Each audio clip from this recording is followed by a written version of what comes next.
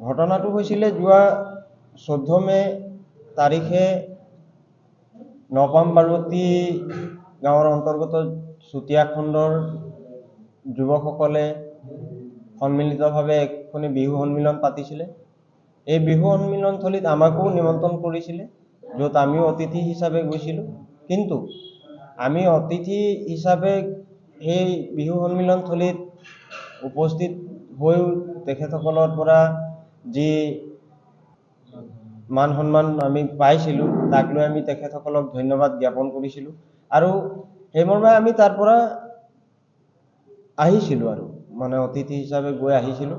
তাৰ পিছৰ পৰ্যায়ত আৰ্চা নাজিৰা শাখাৰ সভাপতি সঞ্জয় গোৱালা তেখেতো সেই বিহু উদযাপন সমিতিৰ সদস্য আছিলে আৰু তেখেত সেই সূত্ৰে সেই উদযাপনস্থলীত চলি থকা নিশাৰ যি সাংস্কৃতিক সন্ধ্যা কাৰ্যক্ৰমণিকা আছিলে তাত উপস্থিত আছিলে আৰু তাত সামান্যতম ঘটনাক লৈ যি বাক বিতণ্ডা সৃষ্টি হৈছিলে, সেই বাক বিতণ্ডাৰ এনেকুৱা এটা ৰেহ ৰূপ গেলেকী আৰক্ষী প্ৰশাসনে ষড়যন্ত্ৰমূলকভাৱে বনালে, তাক লৈ আমি আজি গভীৰ চিন্তাত পৰিছোঁ আৰু অনাগত দিনবিলাকত আমাৰ নেতা কৰ্মীয়ে গভীৰ শংকাত ভুগিছে যে ঘটনাটো এনেধৰণৰ হৈছিলে, কোনোবা ল'ৰাই ঘটনা মানে অধিৱেশনস্থলীত সাংস্কৃতিক সন্ধ্যা চলি থকা অৱস্থাত নাচি থকা অৱস্থাত কাজিয়া পেচাল হৈছিলে আৰু তাক এৰাই দিবলৈ যাওঁতে সঞ্জয় গোৱালাই এৰাই দিছিলে আৰু আৰক্ষী প্ৰশাসনো তাত মোতায়েন কৰা হৈছিলে সকলোকে চম্ভালি ৰবৰ কাৰণে। তো তাত এজন সাধাৰণ ল'ৰা এজনক গেলেকী থানাৰ যিজন উপ পৰিদৰ্শক কিবা প্ৰিন্স বৰগোহাঁই বুলি আছে, তেখেতে শাৰীৰিকভাৱে অপদস্থ কৰিছিলে। সেই শাৰীৰিক অপদস্থ কৰাক প্ৰশ্ন কৰি সঞ্জয় গোৱালাই তেখেতক প্ৰশ্ন কৰিছিলে যে আপুনি এই ল'ৰাসকলক আপুনি কেলে মাৰধৰ কৰিছে। সেই প্ৰশ্ন কৰাতে প্ৰিন্স বৰগোহাঁই বোলা বিষয়াজনে সঞ্জয় গোৱালাৰ ওপৰত আক্ৰোশমূলকভাৱে মন্তব্য কৰিছিলে যে তুমি কিয় ইয়াত ডিষ্টাৰ্ব কৰিছা, তুমি কোন, এনেধৰণে মানে অতিপাত বেয়াকে তেখেত বিহেভ কৰিছিলে। তাৰ প্ৰত্যুত্তৰত সঞ্জয় গোৱালাও কিন্তু তেখেতক আইনীভাৱে তেখেতক প্ৰশ্ন কৰিছিলে যে আজি এই ল'ৰাক যে আপুনি মাৰিছে ইয়াৰ আপুনি জবাবদিহি হ'ব লাগিব কাইলৈ, এনেধৰণে প্ৰশ্ন কৰিছিলে আৰু সেই ঘটনাটো সিমানেই। তাৰপিছত যোৱা 14 তাৰিখে হোৱা ঘটনা, তাৰপিছত আপোনাৰ 16 মে তাৰিখে আমি বিশেষ সূত্ৰৰ পৰা জানিব পাৰিলোঁ যে 16 মে তাৰিখে গেলেকী আৰক্ষী প্ৰশাসনে নিজাববীয়াকে সঞ্জয় গোৱালাৰ ওপৰত এক গোচৰ ৰুজু কৰিছিলে আৰু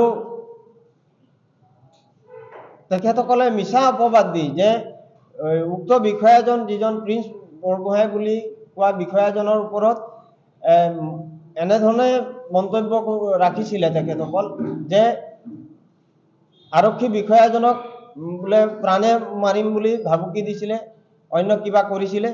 কিন্তু আমি জানিব পৰা যিসকল উপস্থিত আছিলে সেই সময়ত তেখেতসকলৰ পৰা আমি জানিব পাৰিছোঁ যে তেনেকুৱা কোনো ধৰণৰ প্ৰশ্নবোধক সঞ্জয় গোৱালাই কৰা নাছিলে।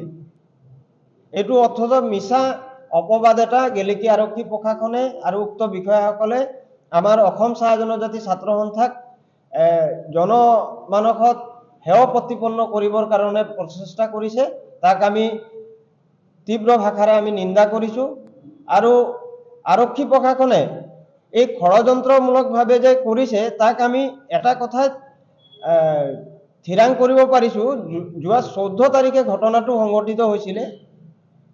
যোৱা 14 তাৰিখে হৈ যোৱা ঘটনাটো আৰক্ষী প্ৰশাসনে কিবা দুৰ্বল নহয় যে সঞ্জয় গোৱালাই যদি কিবা তাত ভুল কৰিছিলে তেখেতক তাৎক্ষণিকভাৱে আৰক্ষীয়ে নিজৰ জিম্মাত ল'ব পাৰিলেহেঁতেন, কিন্তু কিয় নল'লে, নোলোৱাৰ কাৰণটো আমি বুজি নাপালোঁ। 14 তাৰিখে সেইখিনি ঘটনা হৈ যোৱাৰ পিছতো 15 তাৰিখ সময়টো গ'ল, 15 তাৰিখেও একো নকৰিলে, কিন্তু 16 তাৰিখে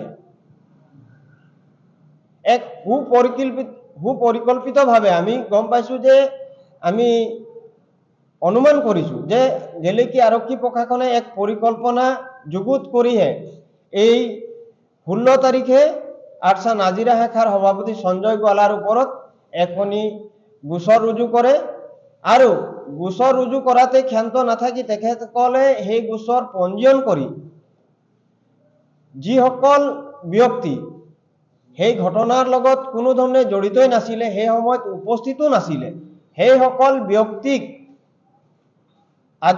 আনি নাজিৰাৰ মহামান্য আদালতত যি ন্যায়াধীশৰ ওচৰত তেখেতসকলৰ যি জবানবন্দী তেখেতসকল লিপিবদ্ধ কৰাইছিলে, এইটো গেলেকী আৰক্ষী প্ৰশাসনে।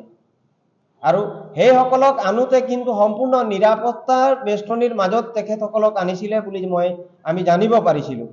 আৰু তেখেতসকলক আনি এই যি সঞ্জয় গোৱালাৰ ওপৰত যি গোচৰ ৰুজু কৰিছিলে তাৰ ওপৰত তেখেতসকলে জবানবন্দী লিপিবদ্ধ কৰাইছিলে। আমি আৰছা ফালৰ পৰা এটাই কথা যে শিৱসাগৰ আৰক্ষী প্ৰশাসনক এটাই অনুৰোধ জনাব বিচাৰোঁ যে আমি আৰক্ষী প্ৰশাসনক সদায় শ্ৰদ্ধা কৰোঁ, কিন্তু এনেকুৱা বিষয়াৰ মতে আমি আৰছাৰ সকলো কৰ্মকৰ্তাক এনেকুৱা সজাব বিচৰা হৈছে সকলোকে যে কিবা তিল মাত্ৰ কথা ক'লেই আমি আৰক্ষীক যেন বিৰুদ্ধাচৰণ কৰিছোঁ সেনেকুৱা তেখেতসকল ক'ব বিচাৰিছে।